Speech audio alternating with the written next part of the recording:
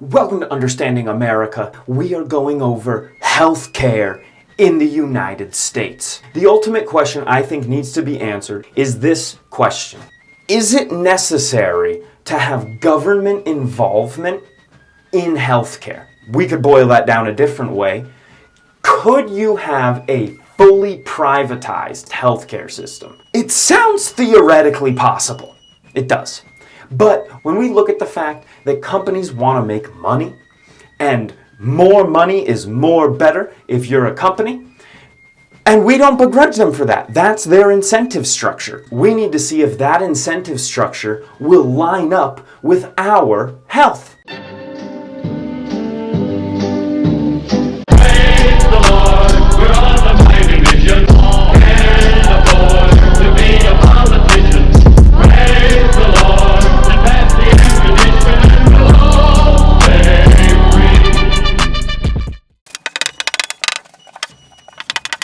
The makeup industry doesn't make more money when women feel naturally beautiful.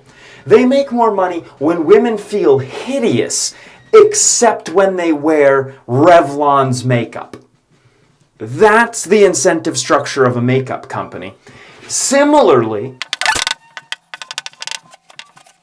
healthcare's incentive structure is to make money by the number of visits that you have with them. And the only way you're going to have a lot of healthcare visits is if you're unhealthy. Either something needs to change here, or we need to have profit not be a part of this system. Because it's an incentive system that is only lined up to make us, the citizens, less healthy. So if we think that there would be a proclivity, probably a large one, for healthcare companies to lean towards profit maximization, potentially at the loss of health, wellness, and life for the consumers, do you think we can run healthcare without government involvement? Me neither. It's unfortunate because I think generally private industry does a significantly better job than the government will. And even the things we think the government does good at, like the post office, when you look at other people who are kind of like the post office, FedEx and UPS, they're way better than the post office. Private things generally run better. They're trying to make money, they're trying to be efficient. The government has very little incentive to be efficient. Inefficiency generally leads to increased costs. The number one argument against having a universal healthcare system is cost. Allow me to draw you Ben Shapiro's triangle. At the top, we have a U. It stands for universality. In the bottom left, we have a Q. It stands for quality. And in the bottom right, we have an A. It stands for affordability. According to Ben Shapiro, and I think this is generally a pretty good principle to follow, you can either have universality and affordability, but not quality. You can have universality and quality, but not affordability. You could get quality and affordability, but it's not going to be universal. Universality and quality are the two that we would probably want to maximize. You want the best healthcare you can get, and we want everyone to have access to it. In order to get universality and quality, one would think that the price would go up. But here's the conundrum. In America, we essentially spend the same amount of public dollars per person as the other developed countries. Say it's $6,000 a year. The only difference between us and other developed nations is that on top of this $6,000, we also spend about another $5,000 per person on private healthcare costs. If we're all going to have to pay for this, whether we like it or not, then you could group that $5,000 and $6,000 together and think about it as $11,000 per person. Rather than thinking about it like paying part in taxes and part to insurance companies, let's think about it like it's all tax money. Because either way, you're paying it. So if it's all tax money, what kind of quality could we have spending double what every other developed nation spends on their already pretty good healthcare systems? In fact, every other developed nation basically lives about 5 to 6 years longer than the average American. So we spend almost double and we get 5 less years.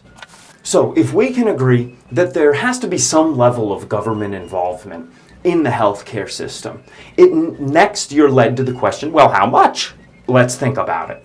Minimal regulation generally sounds good, but it could run into the problem we have previously brought up of healthcare companies and hospitals taking advantage of consumers in a moment of dire need. If we want to avoid that, then you need some level of involvement. And I think we can agree, given that we pay basically double what every other developed nation pays, we are overspending.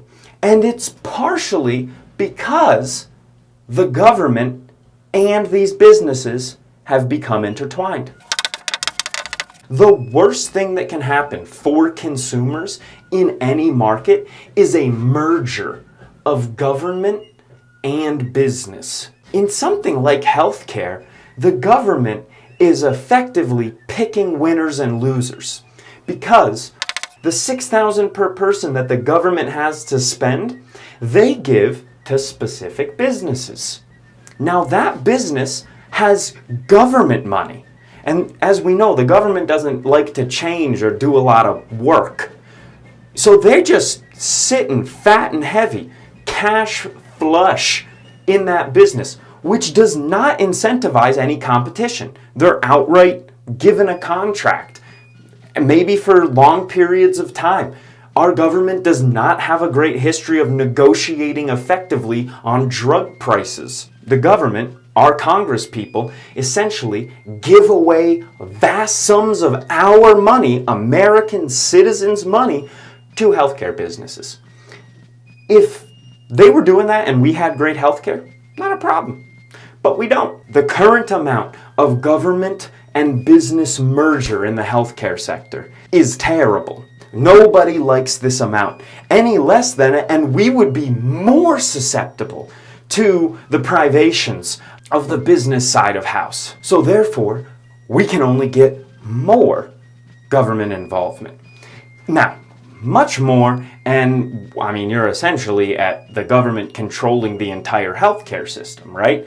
And if the government's going to control the healthcare system, why not use the other models that are on Earth that work pretty well and copy something like that? There's a number of ways to have a universal healthcare system. In single-payer systems, the government pays for the healthcare.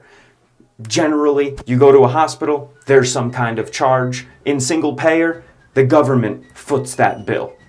Who pays for the single-payer system? Well, who pays for government? Us. It is paid for via taxes. That is important to note because who's footing the bill at the end of the day? The taxpayer. The other way you could do this is to nationalize the healthcare. So unlike the single-payer system where you still have private hospitals and private clinics, you have things of that nature, under a nationalized healthcare system, you do not. National healthcare systems, like the NHS in Britain, are where the government collects taxes. Once again, everything's paid for by taxes. The government owns the healthcare system. So they own the hospitals, they own the doctors. Really, they pay the doctors, they don't own them, it's not slavery. Okay, the American system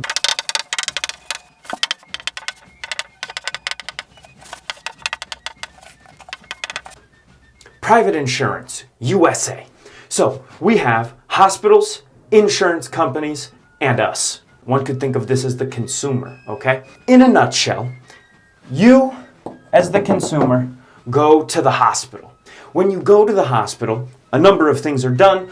They charge you for all of them on this big bill, and then that bill, this is the bill, $3 signs. They ship it over to your insurance. Your insurance pays whatever prearranged amount of it that you have agreed with them. You have a contract with your insurance. Your insurance says we cover, 70% of whatever medical costs.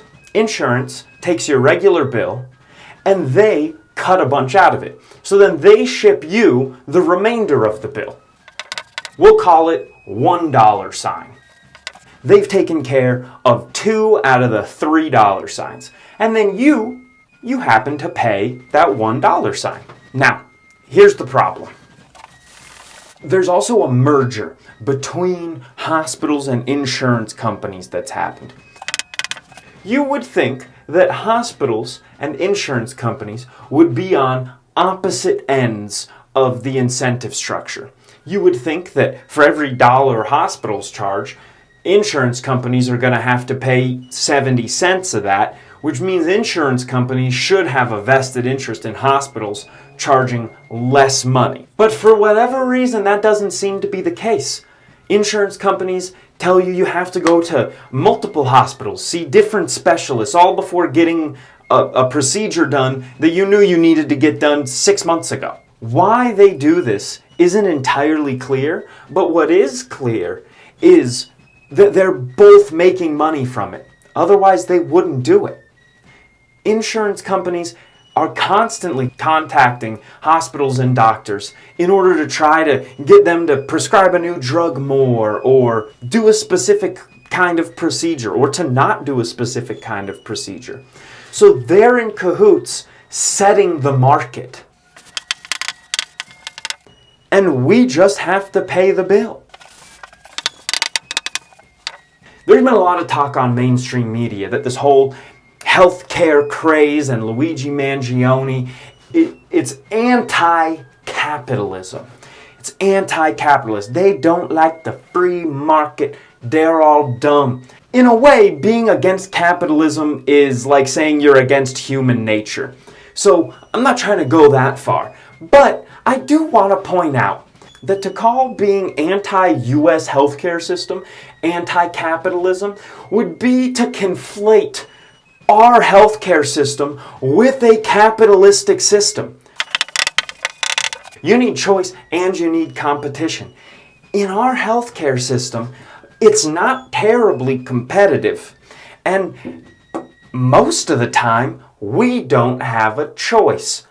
I don't go to the doctor because I want to. I go to the doctor because I have to. Let's not pretend like this lives in the same capitalistic system as Amazon does or as your local grocery store does. It does not occupy the same space as retail, regular consumer goods that are wants, where we have a choice as opposed to absolute needs.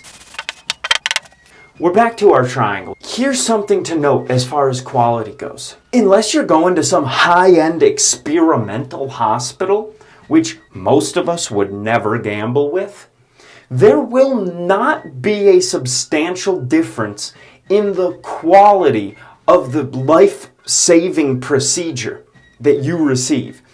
I broke my arm. I needed a plate and 13 screws to fix my arm. I went to a Kaiser Permanente hospital up near Boulder, Colorado. Had I gone to the UMC Quick Center Hospital that's in downtown Las Vegas, almost the exact same surgery would have happened.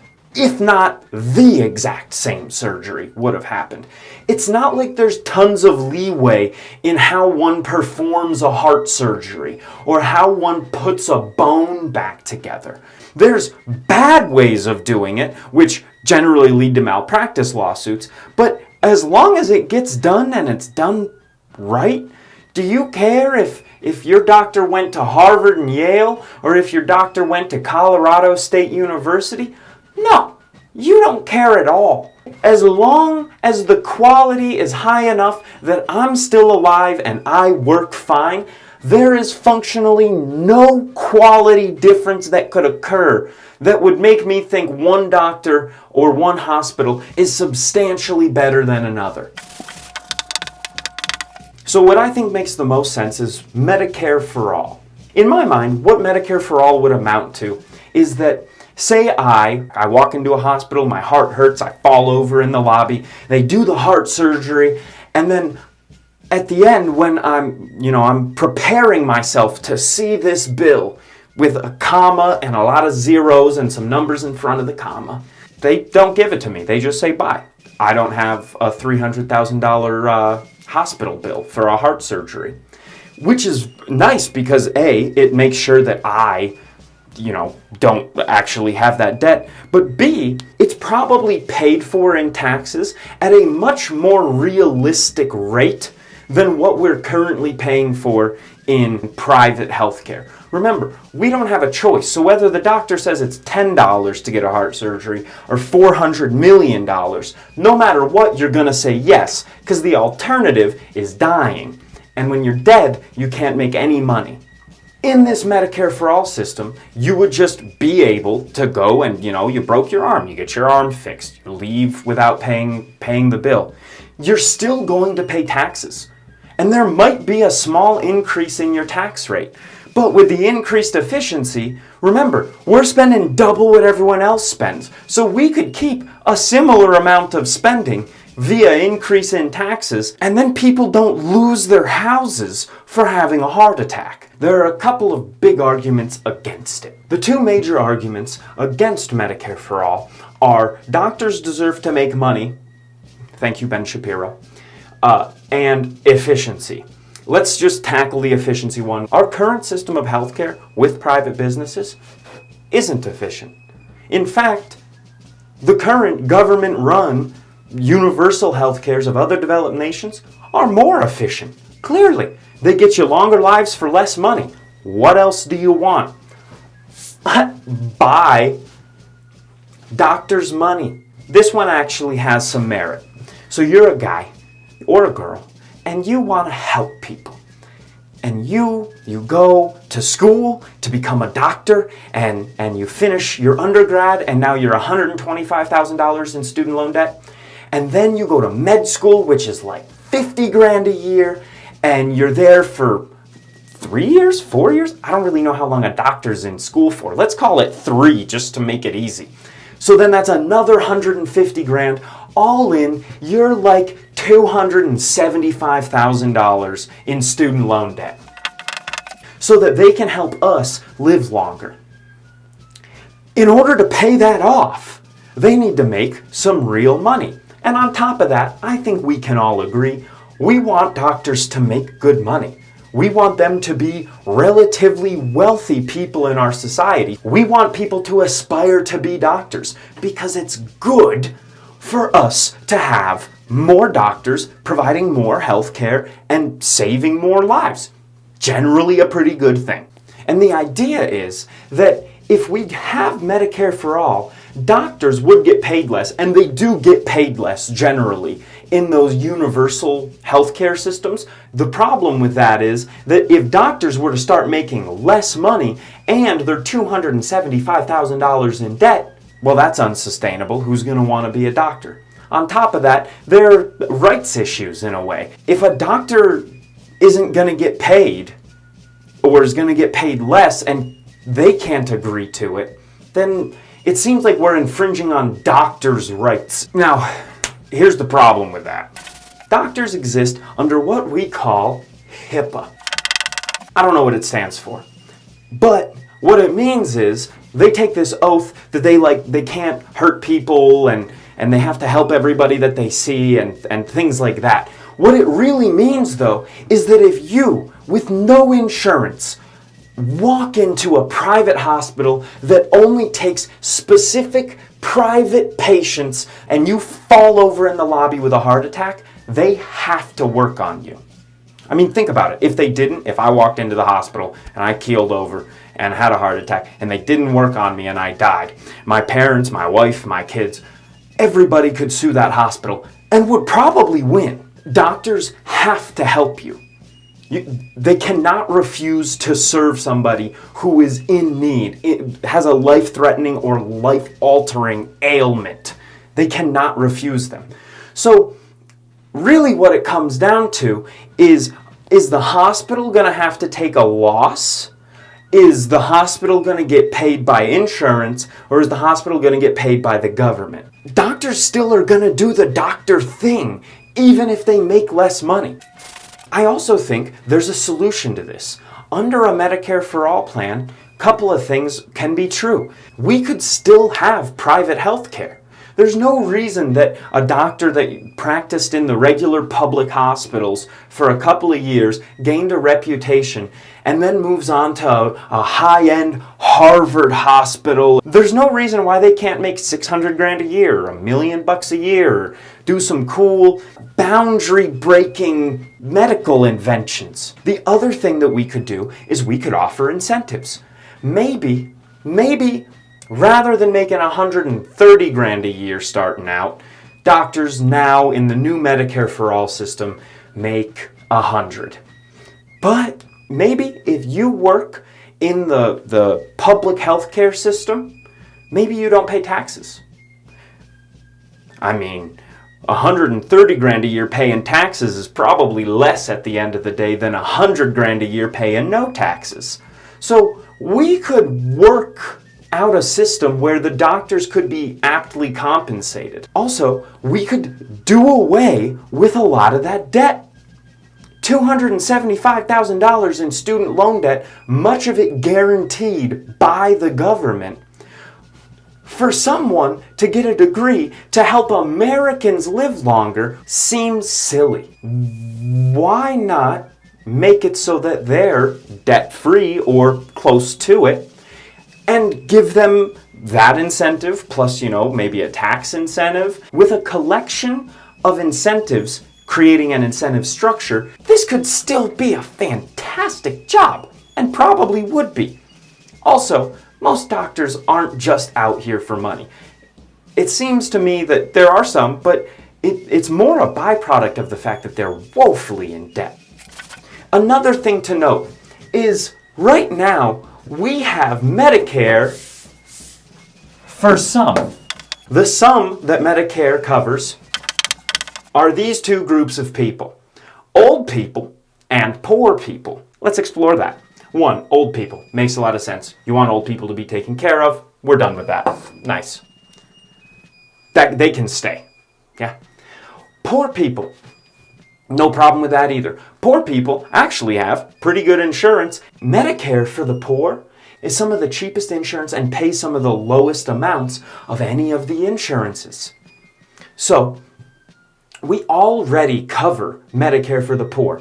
It's like 1 out of 4-ish adults, which is one of the reasons that we spend about half of the $11,000 that our nation spends per person paying for Medicare for the old and for the poor. Who does Medicare for some leave out? Medicare for some doesn't cover rich people, but rich people can take care of themselves. The people that Medicare for some doesn't cover is what I like to call triers. If you're on the come up, you're young, maybe you're not that young, you're 30, 40, but you're trying something, right? You're not so poor that you qualify for Medicare, but you're not wealthy enough, nor do you have a good enough job to get decent insurance. You're in the middle, you're a trier, and right now, you're screwed. You're the bottom of the totem pole. You're the most likely to have to pay exorbitant medical bills. And this is the portion of our population that we actually want to bolster. We want to incentivize people to try. In America, we're the land of opportunity. We want you to try to start a business. We want you to make a new invention. We want you to paint that mural. We want you to build that plane.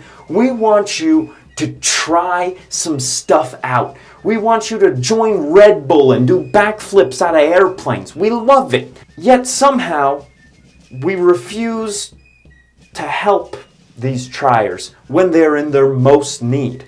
You would think that we would be the most incentivized to help them because sinking them $300,000 in debt for a heart attack does basically nothing, given that they're probably going to file for bankruptcy. But if they weren't bankrupt, they might be able to get a small business loan and start the next Amazon. Sure, it's not most of the triers that would succeed in that, but all it takes is one or two of them in order to have the payoff be so high that this becomes worth it.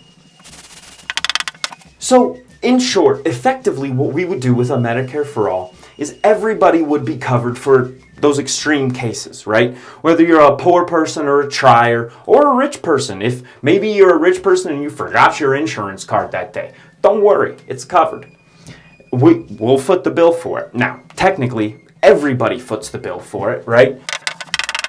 Paid for by taxes, rather than paid for partially by us and partially by taxes. Now, here's the other thing to note. It's probably gonna be cheaper. Not just probably. The other countries that do this spend half what we spend per person. This is not an aggregate. These statistics are not skewed by the fact that we have 5 times the population, right? It's divided by the number of people in the country. And it wouldn't just be cheaper for you, a trier, or me, a poor person. No, it would be cheaper for rich people too. A couple of final notes. Corporations receive a number of rights and privileges because they benefit us. Walmart benefits Americans, Amazon benefits Americans, your local mom and pop shop businesses benefit your local area. Corporations exist and receive better rights in order to better benefit the population around them. The healthcare corporations aren't necessarily doing what's in their client's best interest. And their client is us. So if the healthcare corporations receive privileges in order to be more beneficial to us, the citizens, yet they're consistently harming us, the citizens, it does lead you to question whether or not they should be granted all of those rights and privileges that we grant to corporations that are helpful.